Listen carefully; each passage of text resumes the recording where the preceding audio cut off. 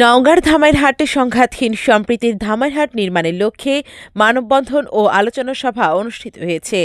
18 জানুয়ারি বেলা 11টায় Dhamoirhat press club ভবনে piece facilitator group আয়োজনে বীর মুক্তিযোদ্ধা আব্দুর রউফ এর সভাপতিত্বে ও পিএফজির উপজেলা কোঅর্ডিনেটর আবু হেনা মোস্তফা কামাল বাবুর সঞ্চালনায় স্বাগত বক্তব্য রাখেন পিএফজির জেলা কোঅর্ডিনেটর সুকমন মণ্ডল।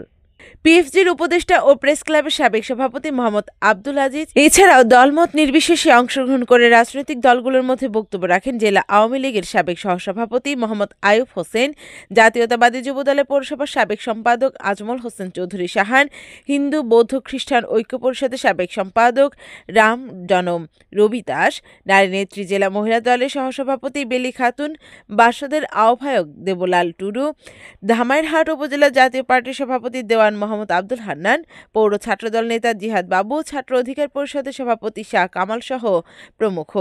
আলোচনা সভা শেষে ধামইরহাট জয়পুরহাট আঞ্চলিক মহাসড়কে ঘণ্টাব্যাপী মানববন্ধনে অংশ নেন বিভিন্ন দল ও মতের নেতৃবৃন্দ।